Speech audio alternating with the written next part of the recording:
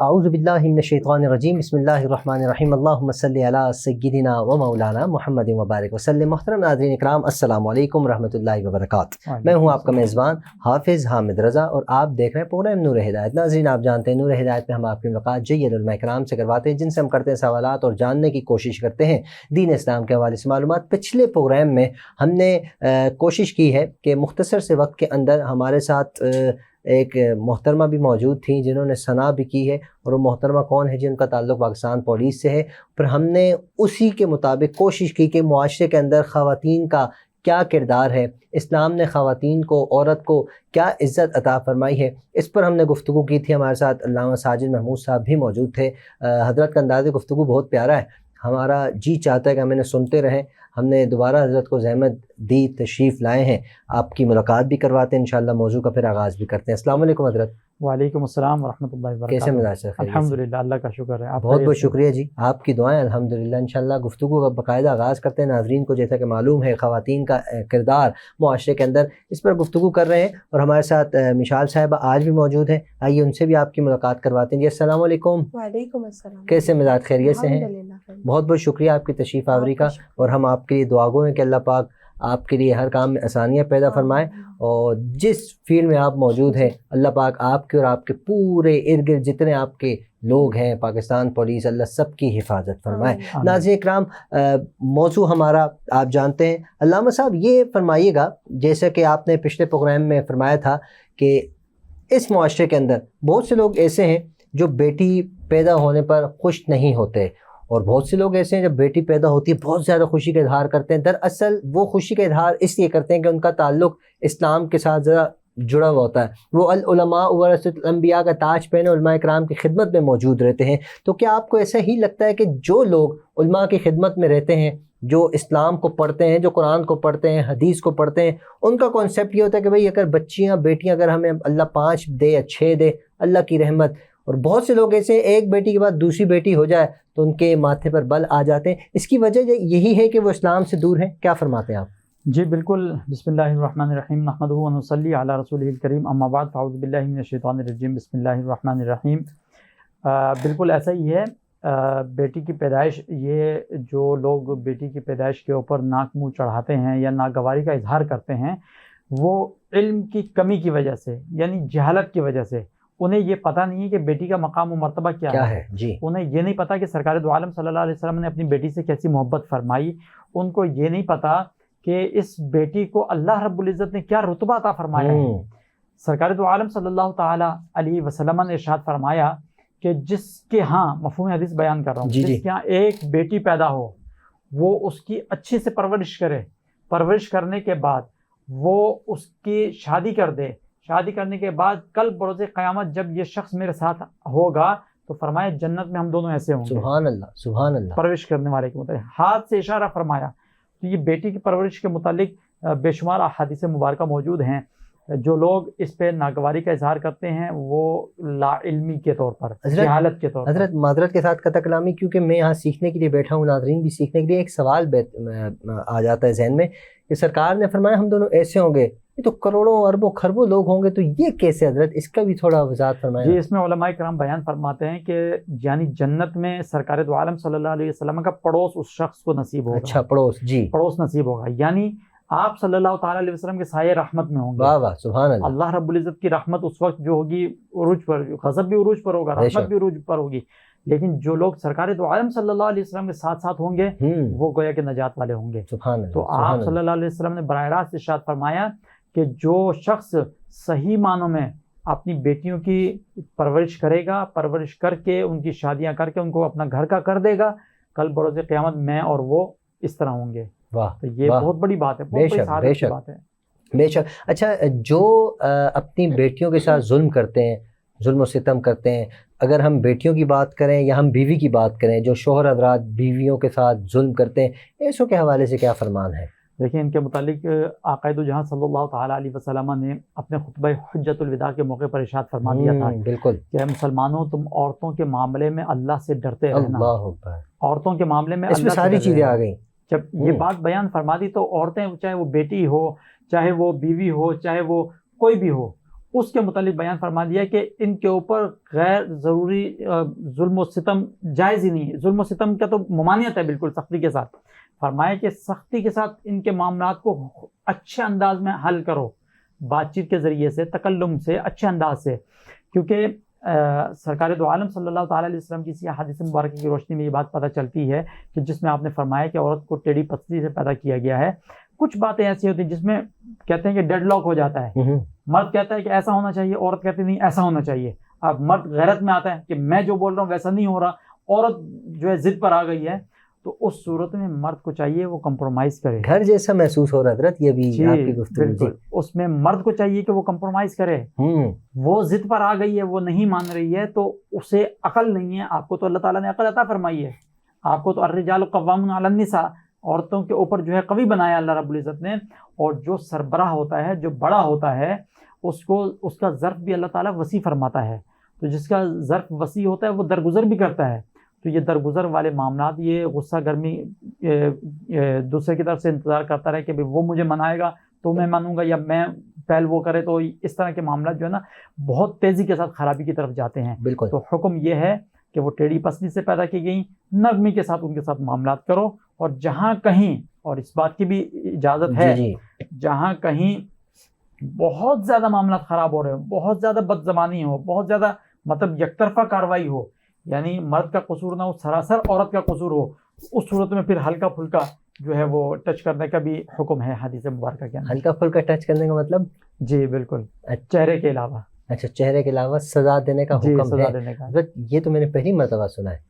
نہیں ہے حدیث مبارکہ. اچھا, حدیث مبارکہ میں ہے. تو اس کا مطلب ہے کہ ناظرین اکرام سوچ سمجھ کر, علامہ صاحب نے کہا ہلکا پھلکا ٹچ, یہ نا آج جو لوگ ہمارا پروگرام دیکھ رہے ہیں تو وہ علامہ صاحب کی اس بات کو لے کر فائدہ اٹھائیں, ایسا بالکل نہیں ہے. کیونکہ اللہ کریم نے سرکار دو عالم صلی اللہ علیہ وآلہ وسلم کی زبانی, یہ حج جو آخری سرکار دو عالم صلی اللہ علیہ وسلم کا حج تھا, اس میں خطبہ ارشاد فرمایا سرکار نے, فرمایا واضح الفاظ میں فرمایا عورت کے معاملے میں اللہ سے ڈرو. تو اس میں ساری چیزیں آ جاتی ہیں. علامہ صاحب نے ارشاد فرمایا ہمیں ڈرنا بھی چاہیے, احتیاط بھی کرنی چاہیے, پیار محبت کو بڑھاوا دینا چاہیے. کیونکہ یہ جو میاں بیوی کا رشتہ ہوتا ہے بڑی اہمیت کے حامل ہوتا ہے. ماں بیٹے اور بیٹی ماں اور باپ بیٹی کا جو رشتہ ہوتا ہے یہ بھی بڑی اہمیت کے حامل ہوتا ہے. اور بہن بھائی کے رشتے کی تو کیا ہی بات ہے جی, بہن اور بھائی کا رشتہ بھی بڑا کمال کا ہوتا ہے. اچھا علامہ صاحب, انشاءاللہ آپ سے گفتگو جاری رہے گی. ہمارے ساتھ مشال صاحبہ بھی موجود ہے. مشال صاحبہ, میں آپ سے بھی جاننا چاہوں گا, جو اس معاشرے کی جو لڑکی ہے, جو لڑکیاں ہیں جو اسکول میں پڑھتی ہیں, ظاہر ہے میرا بھی اسکول سے تعلق ہے, تو میں جب بچیوں سے پوچھتا ہوں 8, 9, 10 کی بچیوں سے کہ بڑے ہو کر مینس کہ آگے کیا ارادہ ہے, تو کہتی ہیں ڈاکٹر بننا ہے. کوئی کہتا ہے جی بہت زیادہ اگر کوئی کہہ دے گا تو وہ کہہ دے گا انجینئر کی فیلڈ میں آنا ہے, مردوں کے شانہ بشانہ رہنا ہے. لیکن ڈاکٹر کا شوق سب کو ہوتا ہے. تو آپ اس فیلڈ میں کیسے آ گئے؟ کیا آپ کو بچپن سے شوق تھا, جب آپ سے ٹیچر پوچھتے تھے آپ بولتے ہیں میں پولیس میں جاؤں گی, یا یہ اچانک سے حادثاتی طور پر ہوا ہے؟ دیکھیے, ایک تو یہ سب سے بڑی بات ہے کہ انسان کا اپنا مینٹلی, جو انسان اپنے آپ کو تیار کرتا ہے, اپنے آس پاس ماحول دیکھتا ہے, فیمیلز کو دیکھتا ہے کہ جن کو انصاف نہیں مل رہا ہوتا ہے یا جن کے شوہر جو ہے بہت تشدد کر رہے ہوتے ہیں, تو ان کو دیکھ کر ہی میرا ذرا جس معاشرے سے یا جس ایریا میں میرا اس وقت میرا بچپنا گزرا, تو میں نے وہاں جب لوگوں کو اور عورتوں کو بے بس دیکھا تھا, تو میں نے تب سے یہی سوچا تھا کہ جیسے میرے گریجویشن پورا ہوگا تو میں انشاءاللہ ایک ایسی فیلڈ سے خود کو جوڑ لوں گی جو کم سے کم جو ہے کوئی بھی لیڈیز ہیں اپنا کوئی بھی مسئلہ جو ہے جینٹ سے شیئر نہیں کر سکتی. ہمارے پاس جب لیڈیز آتی ہیں اپنے معاملات کو لے کر تو وہ جینٹ سے ڈائریکٹ نہیں بول سکتی کہ ہمارے یہ مسئلے مسائل ہیں. تو جب انہیں ایک پراپر رسپانس ملتا ہے اور پازیٹیو رسپانس ملتا ہے اور لیڈیز ہی بیٹھی ہوتی ہیں, تو وہ اپنا معاملات شیئر کرنے میں, اپنے مسئلے بتانے میں جو ہے کتراتی نہیں ہیں, اور ان کو پتہ ہوتا ہے کہ لیڈیز ہے تو اچھے سے کوآپریٹ کیا جائے گا ہمارے ساتھ. تو میرا یہی سوچ تھی اور میرا یہی تھا کہ اگر ہم کریں گے تو ہمیں دیکھ کر بہت سے لوگ اس فیلڈ میں آنے کی کوشش کریں گے. تو الحمدللہ اس کا بہت اچھا رسپانس بھی ملا ہے. بہت ساری ایسی بچیاں, خواتین ہیں جو ماشاءاللہ پڑھی لکھی بھی ہیں اور اب اس فیلڈ میں بہت تیزی سے اس طرف سب کا رجحان ہے. آپ کیا پیغام دینا چاہیں گے ہمارے ناظرین کو, ہمارے Venus T V, Venus H D کی اسکرین کے ذریعے, جو کہ اس وقت خواتین کے ساتھ بہت زیادہ تشدد, ہر دوسرے تو تیسرے دن ویڈیوز دیکھ رہے ہوتے ہیں. اتنی ماشاءاللہ ہمارے پاکستان شہر کراچی کے اندر اسپیشلی میں بات کروں کیونکہ ہم اس شہر میں بیٹھے ہیں, تو پولیس بہت زیادہ ہے، خواتین پولیس بھی بہت زیادہ ہے، لیکن یہ تشدد کا سلسلہ کم ہونے کے بجائے بڑھتا چلا جا رہا ہے. اس کی بھی تو کوئی وجہ ہوگی کہ آپ کیا فرماتی ہیں اس حوالے سے؟ دیکھیے اس کا سب سے بڑا جو مسئلہ ہے، ہماری جو لیڈیز ہیں وہ باہر جا کر اپنا مسئلہ کسی سے ڈسکس نہیں کر سکتی، کیونکہ گھروں کے معاملات میں وہ اس معاملے کو نپٹا نہیں سکتی ہیں. اور تھانے تک آنا اور یہ سوچنا کہ لیڈیز کا تھانے میں جا کر اپنے مسئلے کو بیان کرنا، اور ان کو کیونکہ زیادہ تر لوگ جو ہے جانتے ہی نہیں ہے کہ اس فیلڈ میں ینگ لیڈیز موجود ہیں یا پڑھی لکھی لیڈیز موجود ہیں. سب نے اپنے دماغ میں جو ایک کانسیپٹ بنایا ہوا ہے وہ پرانی لیڈیز ہیں جو بغیر پڑھے لکھے ہیں اور اتنا ان کو شعور نہیں ہے یا جو بھی اس طرح کے معاملات ہیں. اب میں ان سب کو یہی کہوں گی کہ اگر کوئی اپنے لیے سٹینڈ لے، سب سے پہلی بات ہے کہ آپ اپنے لیے سٹینڈ لیں. اور اس معاشرے میں سب سے بڑی بات ہے کہ آپ کو پڑھے لکھا ہونا بہت ضروری ہے. جب آپ پڑھے لکھے ہوں گے، باشعور ہوں گے، تو آپ کو پتہ ہوگا کہ آپ نے خود کے لیے جو ہے صحیح راستہ کیا ہے اور غلط راستہ کیا ہے، اور اپنے اوپر ہونے والے جو ظلم ہے اس کو کس طرح سے فیس کرنا ہے اور ہم تک کس طرح سے پہنچنا ہے اور ہم کس طرح سے ان کی مدد کریں گے. تو میں یہی کہوں گی کہ ہمارے معاشرے میں عورتوں کا اس وقت پڑھے لکھے ہونا بہت ضروری ہے اور اس فیلڈ میں آنا بہت ضروری ہے، تاکہ ہم سب مل کر جو ہے عورتوں کے لیے ایک انصاف قائم کر سکے اور ان کی ہیلپ کر سکے. بالکل. اچھا حضرت، آپ اس حوالے سے کیا فرماتے ہیں کہ جیسے کہ ہمارے معاشرے کے اندر یقیناً اس وقت پولیس ہو یا رینجرز ہو یا آرمی ہو، سب خواتین کی بات کروں، یہ بہت زیادہ ہے الحمدللہ، اور ہمارے لیے تو اعزاز کی بات ہے، وہ ہونا بھی چاہیے. لیکن معاشرے میں تشدد کا سلسلہ بھی بہت زیادہ ہے، ہر دوسرے دن تیزاب پھینک دیا، یہ ہو گیا وہ ہو گیا. اس میں اسلام کیا فرماتا ہے؟ دیکھیں، مین بنیادی وجہ جو معاشرے کے اندر ہے وہ میری نظر میں وہ عدم برداشت ہے. عدم برداشت ہمارے یہاں بہت تیزی کے ساتھ عروج پر پہنچا ہوا ہے، اور ہم کسی کی بات برداشت نہیں کر سکتے ہیں. ہم یہ چاہتے ہیں کہ ہم کسی کو کچھ بھی بولتے رہیں، اگلا ہمیں کچھ نہ بولے. جی. اب ظاہر سی بات ہے، ہم اگر کسی کو کچھ بولیں گے تو اگلا پلٹ کے کچھ جواب بھی دے گا. تو جب دونوں طرف سے بات چیت ہوتی ہے، بات بڑھتی ہے، بات سے بات بڑھتے بڑھتے ہاتھا پائی تک، گالم گلوچ تک. گھر کے اندر ہیں تو گھر کا ماحول جو ہے خراب ہو جاتا ہے، اور جب بہت زیادہ بڑھ جاتی ہے بات تو گھر سے باہر نکلتی ہے. لڑائی جھگڑے کی گھر سے باہر جب نکلتی ہے تو پھر اس صورت میں محلے میں پھیلتی ہے اور پھر پولیس کی طرف جاتی ہے، تاروں تک جاتی ہے بات. تو سب سے بہترین میرا پیغام آج کے اس پروگرام کے حوالے سے وہ یہی ہے کہ جتنے مسئلے مسائل ہوں اس طرح کے، چاہے وہ میاں بیوی کے درمیان کے ہوں، چاہے وہ آپس میں گھر میں بھائی بھائی کے ہوں، بہن بہن کے ہوں، وہ ہمیں آپس میں ایک دوسرے کے ساتھ سولو کر لینے چاہیے. بیٹھ کے بات کر لینی چاہیے، تحمل کے ساتھ بات سن کے اور پھر اپنی بات کریں. بے شمار باتیں ایسی ہوتی ہیں جس میں غلط فہمیاں ہوتی ہیں، اصل بات کچھ ہوتی ہے لیکن غلط فہمیوں کی وجہ سے لڑائی جھگڑا بڑھ جاتا ہے. تو ان غلط فہمیوں کو دور کر کے گھر میں بیٹھ کے اس مسئلے کو سولو کر سکتے ہیں. لیکن ہاں، اگر بالفرض تنازع بہت زیادہ بڑھ جاتا ہے اور کوئی صورت نظر نہیں آتی تو خاندان کے بڑے افراد ہیں، آپ ان کو بٹھا سکتے ہیں، ان کو بٹھا کے مسئلے کا حل.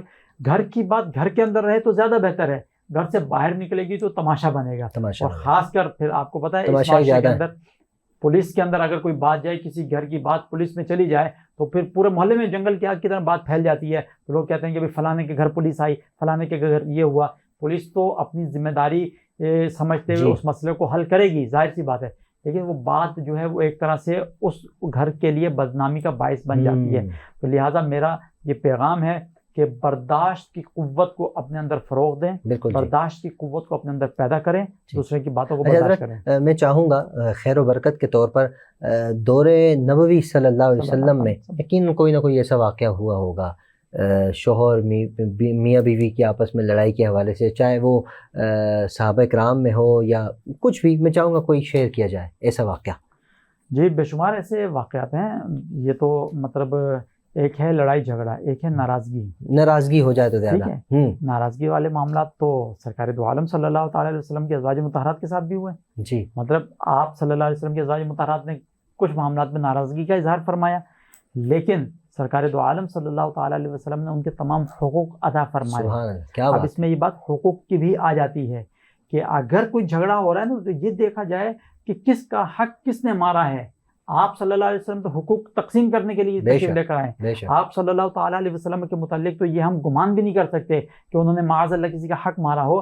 لیکن امت مسلمہ کو سبق دینے کے لیے کہ جب کبھی اس طرح کے معاملات ہوں تو صبر سے کام لینا، یہ ہر گھر کا مسئلہ ہے، یہ ہر گھر میں ہوتا ہے. ہر گھر میں صحابہ کرام رضوان اللہ تعالیٰ علیہ مجمعین کے اندر بے شمار ایسے صحابہ ہیں جن کے اس طرح کے معاملات ہوتے تھے بارگاہ رسالت مآب صلی اللہ علیہ وسلم میں شکایت لے کر آتے تھے جی آپ صلی اللہ علیہ وسلم کی شکایت سنتے اور ان کے متعلق تصفیہ فرماتے.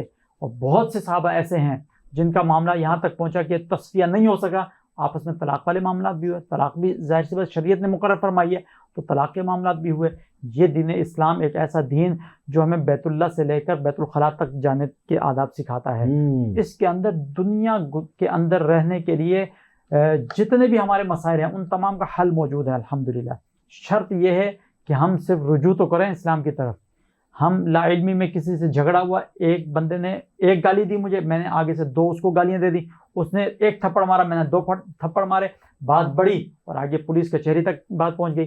شروع میں ہی اگر اس نے ایک گالی دی, اگر میں برداشت کر کے اس کو نظر انداز کر دیتا یا چھوڑ دیتا, معاف کر دیتا, بات وہیں ختم ہو جانی تھی. بالکل ایسے ہی. یہ برداشت اور یہ جو سرکار دو عالم صلی اللہ تعالیٰ علیہ وسلم کی حدیث مبارکہ سے ہمیں جو باتیں ملتی ہیں ان سے ہمیں پتہ چلتا ہے کہ برداشت ایک ایسی قوت ہے جو بندہ اپنے اندر پیدا کر لے, بڑے سے بڑے طاقتور دشمن کو بھی زیر کر دیتا ہے. واہ واہ واہ واہ, کیا بات ہے. برداشت کے اندر بڑی طاقت ہے اور سرکار دو عالم صلی اللہ علیہ وسلم نے یقیناً اپنی امت کو یہ ہدایت فرمائی ہے, چاہے وہ خواتین کا معاملہ ہو یا کسی بھی حوالے سے ہو, جب تک آپ کے اندر برداشت ہے تو آپ کامیاب انسان ہیں. اگر آپ کے اندر سے برداشت کا باب ہی ختم ہو گیا تو آپ کی کامیابی وہیں رک جانی ہے, آپ تنزلی کا شکار ہو جائیں گے, بلندی پر جانے کے بجائے آپ پستی کی طرف گامزن ہو جائیں گے. تو ناظرین اکرام, ہمیں برداشت کے دامن کو تھامنا ہوگا, سرکار دو عالم صلی اللہ علیہ وآلہ وسلم کے فرامین کو سننا ہوگا, اس پر عمل کرنا ہوگا. اور یہ فرامین ہمیں سنانے کے لیے ہمارے پاس علماء اکرام کا جم غفیر ہے.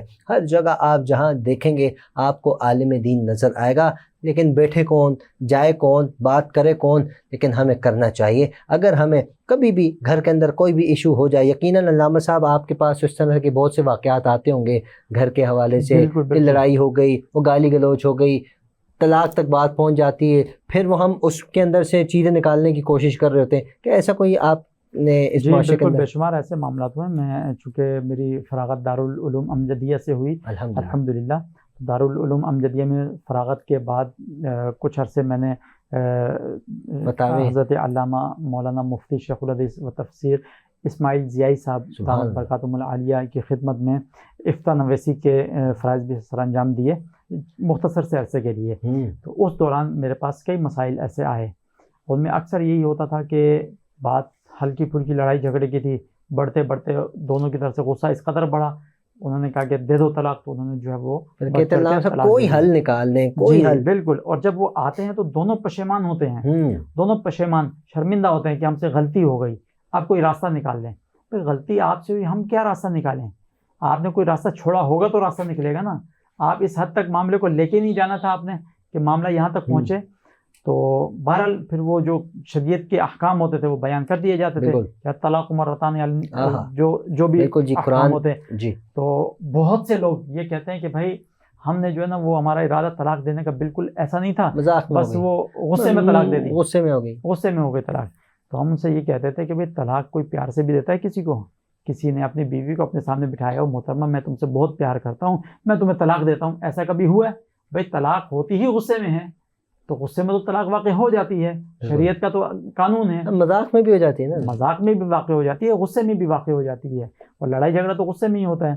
تو بہرحال کچھ صورتیں, چند صورتیں ایسی ہیں جن میں جو ہے ذہن کے اوپر غلبہ کچھ ایسا ہو کہ جس کی وجہ سے اس کو کسی چیز کی تمیز نہ ہو کہ کون ہے کون نہیں ہے, پتہ نہ چل رہا اس کو کہ میں کہاں ہوں کہاں نہیں, اور آپے سے باہر ہو. اس صورت میں پھر ایک کنڈیشن ہوتی ہے جس کے متعلق علماء کرام فرماتے ہیں, ورنہ ادروائز ہر صورت میں ہو جاتی ہے. بالکل. طلاق کے حوالے سے انشاءاللہ ہم گفتگو کریں گے کسی دن, یہ بھی ایک وسیع موضوع ہے, اس پر بہت سے سوالات ہیں اور اس معاشرے کے اندر یہ بہت عام ہو چکی ہے. 2 دن پہلے کی بات ہے, ایک دوست نے کال کی, اس نے بھی اس حوالے سے کچھ بات کی, کہنے لگا یار یاد نہیں ہے, 2 دیے 3 دیے, بس یار منہ سے نکل گیا, اب کیا کروں, حل کچھ کرو, ہم بھائی کوئی حل نکال دو. میں کہا اب آپ نے دے دیا, اب حل کیا نکالیں, تھوڑا صبر کا دامن جانے نہ دو, محترمہ کو گھر بھیج دیں, اس کے بعد مفتی صاحب سے بیٹھ کر بات کریں. ناظرین اکرام, یہ چیزیں ایسی ہیں, اس پر ہمیں لازمی جو ہے پڑھنا ہے, اس کی نالج ہونا ہمارے لیے بہت زیادہ ضروری ہے. ہم کہیں اللہ نہ کرے کچھ ایسا نہ ہو جائے کہ ہم ایسا کام کر بیٹھے ہیں, پوری زندگی ہم گناہ کماتے رہیں اور پھر جہنم ہمارا ٹھکانہ بنے. ہمیں جنت میں جانا ہے تو علماء کے دامن کو تھامنا ہوگا تاکہ ہم معلومات فراہم کرتے رہیں, معلومات جانتے رہیں. یہی ہماری زندگی کا مقصد ہونا چاہیے. علامہ صاحب میں دل کی گہرائیوں سے آپ کا شکریہ ادا کرتا ہوں. آپ ہمیشہ تشریف لاتے ہیں, محبت کا اظہار فرماتے ہیں. اللہ پاک آپ کے علم عمل میں برکت عطا فرمائے. مشال صاحبہ آپ کا بھی بہت شکریہ. آپ کے آنے سے یقین جانیے بہت خوشی ہوئی ہے. ہم پاکستان پولیس ہو, پاکستان رینجرز ہو, پاکستان آرمی ہو, سب کا دل کی گہرائیوں سے محبت کا اظہار کرتے ہیں. اور یقیناً یہ ہیں تو ہم ہیں, پاکستان ہے تو ہم ہیں, پاکستان کی پولیس ہے تو ظاہر سی بات ہے ہم ہیں. یہ راتوں کو جاگتے ہیں, ہم راتوں کو سو رہے ہوتے ہیں سکون کے ساتھ. اللہ سے دعا کرتا ہوں ہماری تمام پاک افواج, پاک رینجرز, پاک پولیس, سب کو اللہ پاک سلامتیاں نصیب فرمائے. جو جس انداز میں بھی کام کر رہے ہیں اللہ ان کو سلامت رکھے اور انہی کو اللہ پاک بلندیاں عطا فرمائے. ان کے والدین کو اللہ پاک سلامتیاں نصیب فرمائے, کیونکہ شہداء بھی آپ کو وہیں زیادہ نظر آئیں گے, چاہے وہ رینجرز, پولیس یا آرمی ہو. ان کا پل کا پتہ نہیں ہوتا. ویسے زندگی کا کسی کا نہیں پتہ, میرا آپ کا, علامہ صاحب کسی کو نہیں پتہ, لیکن یہ جو جس انداز میں کام کر رہے ہوتے ہیں, جو ہمارے معاشرے کے اس وقت حالات ہیں, ان کے لیے ہمیشہ دعا کیا کریں. جہاں نظر آئیں سلام کر کے گزر جائی کریں, نہ کہ برا بھلا کہہ کر گزرا کریں. ناظرین, پروگرام کا وقت اختتام کی جانب ہے. پروگرام اختتام ہوگا, نعت شریف مشال صاحبہ کی آواز میں ہوگی, اور ہم آپ سے اجازت چاہتے ہیں. السلام علیکم ورحمۃ اللہ وبرکاتہ. جی صلی علی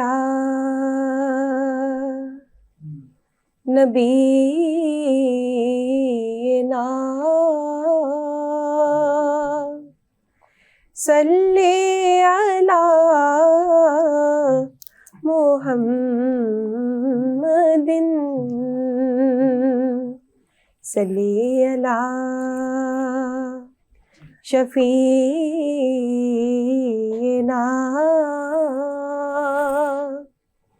صلی علی محمد.